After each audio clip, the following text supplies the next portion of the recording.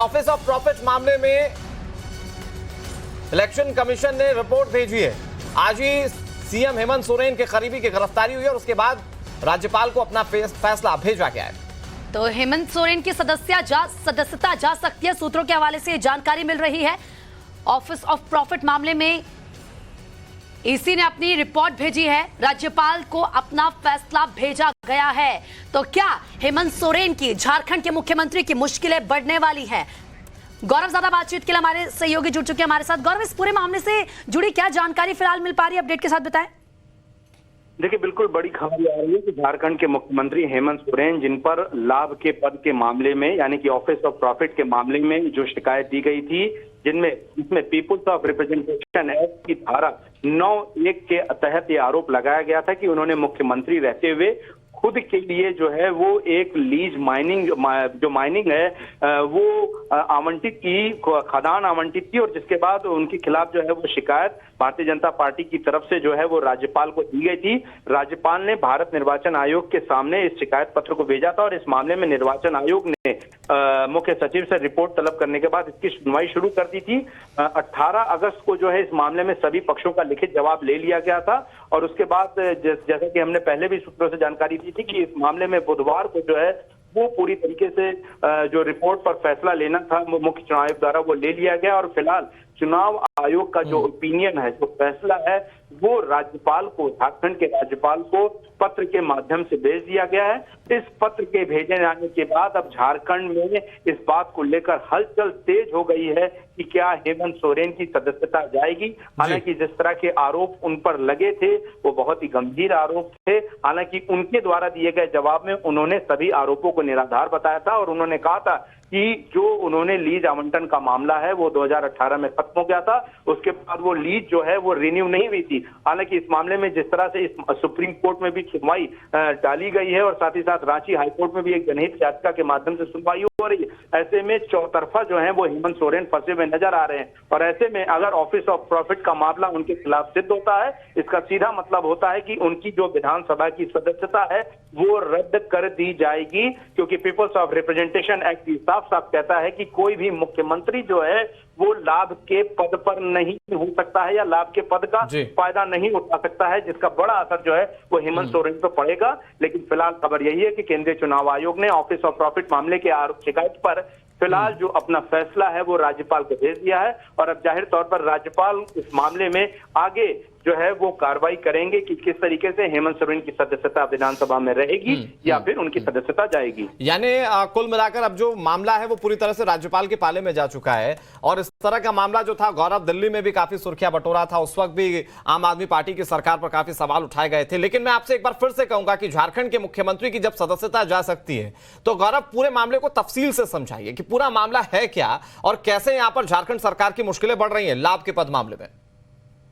देखिए, बिल्कुल मुश्किलें बढ़ रही हैं। हमें पता है कि झारखंड में जो है वो झारखंड मुक्ति मोर्चा और साथ ही साथ कांग्रेस के गठबंधन की सरकार चल रही है और लगातार वहां पर हमें पार्टी जो है बिखरती भी नजर आ रही है। ऐसे में अगर झारखंड के जो मुख्यमंत्री हैं उनकी सदस्यता जाती है तो उनके लिए मुश्किलें हो जाएंगी और उन्हें विधायक की सदस्यता जाने के बाद उन्हें मुख्यमंत्री का पद जो है वो खोना पड़ेगा। ऐसे में सबसे बड़ी लड़ाई वहां पर मुख्यमंत्री चेहरे के लिए हो जाएगी। देखिए, आरोप लगा था कि मुख्यमंत्री हेमंत सोरेन ने खनन, लीज और शेल कंपनियों के जरिए जो है वो आवंटन किया और साथ ही साथ कई कंपनियों में, शेल कंपनियों में उनके और उनके परिवार की हिस्सेदारी है। यही नहीं, उन्हें अपने मुख्यमंत्री पद का दुरुपयोग करते हुए एक जो खदान है वो अपने नाम पर आवंटित कर ली थी और ऐसे में ये बिल्कुल साफ है कि जब ऑफिस ऑफ प्रॉफिट यानी कि एक आप किसी संवैधानिक पद पर होते हैं तो ऐसे में आप किसी तरह का लाभ अर्जित नहीं कर सकते हैं अपने पद का दुरुपयोग करते हुए।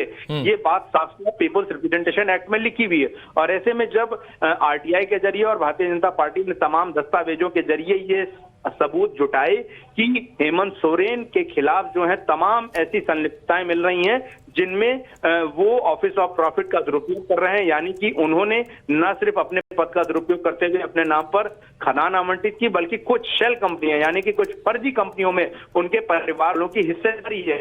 इस बात इन्हीं सबूतों के आधार पर जो है दोनों पक्षों की सुनवाई करने के बाद चुनाव आयोग ने फैसला लेने के बाद जो है वो अपना ओपिनियन अपना फैसला जो है वो राज्य को भेजा है।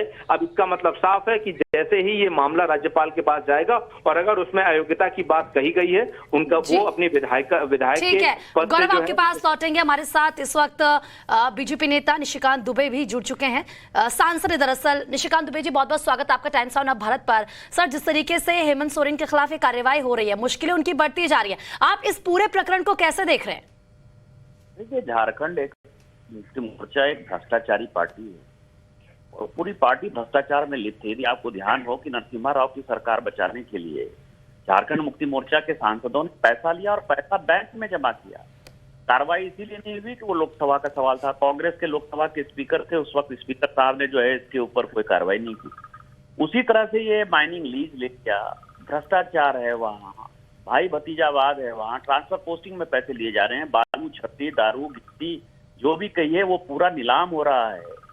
उस आधार पर यदि ये कार्रवाई हुई है तो ये न्याय संगत कार्रवाई है और भारतीय जनता पार्टी इसका बहुत दिनों से डिमांड कर रही थी। हमारा ही एप्लीकेशन था और एक शुभ संकेत है झारखंड।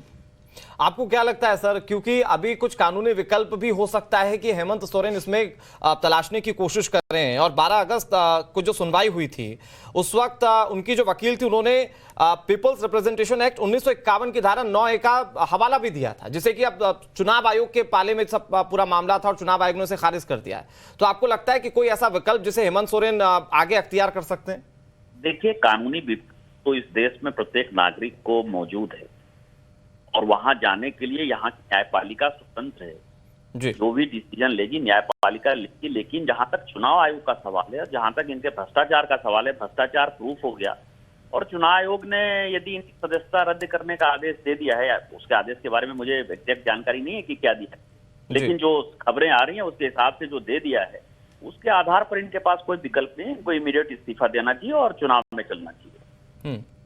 जी, लेकिन सर, किसी पार्टी पर इस तरह के आरोप लगे कि आप अपनों को लाभान्वित कर रहे हैं, अपने हिसाब से सारी चीजें कर रहे हैं और सीधे तौर पर आपने तो कह दिया कि ये पूरा मामला जो है वो भ्रष्टाचार का है, तो नैतिक तौर पर किसी मुख्यमंत्री की क्या जिम्मेदारी होती है? मैं तो कह रहा हूँ कि इनको चुनाव में जनता के बीच में जाना चाहिए ना। प्रजातंत्र में तो जनता ही सर्वोपरि है। इनमें यदि थोड़ी भी नैतिकता बची हुई है तो इनको इस्तीफा देके जो है चुनाव की घोषणा करनी चाहिए। जी, लेकिन निशिकांत दुबे जी, आपको ऐसा लगता है कि ऐसा होगा? क्योंकि झारखंड का जब विधानसभा चुनाव आता उस वक्त हमने देखा कि कितना उठापटक हुई थी और उसके बाद कहीं ना कहीं बीजेपी काफी मुखर भी राज्य में रही, घेरने की कोशिश हेमंत सोरेन को की, लेकिन अब फाइनली जब इस तरीके से मुश्किलें हेमंत सोरेन के सामने नजर आ रही है तो बीजेपी को क्या लगता है कि बैठे बिठाए मुद्दा मिल गया है? बैठे बैठाए मुद्दा नहीं मिला, मुद्दा भारतीय जनता पार्टी ने उठाया जी, बैठे बैठाए नहीं मिला है। ये इन्होंने थोड़े किसी ने डाल दिया, भारतीय जनता पार्टी ने उठाया। हमने इलेक्शन कमीशन में जो है केस किया, हमारे वकील गए लड़ने के लिए, हमारी बात जो है इलेक्शन कमीशन ने मानी। इसलिए बैठे बैठाए मुद्दा नहीं है, हमारा मुद्दा है भ्रष्टाचार के खिलाफ। माननीय प्रधानमंत्री जी का जो जीरो टॉलरेंस है उसी की एक कड़ी है और भारतीय जनता पार्टी का एक एक कार्यकर्ता इसका प्रतिकार करेगा और हम ठीक है सर। झारखंड में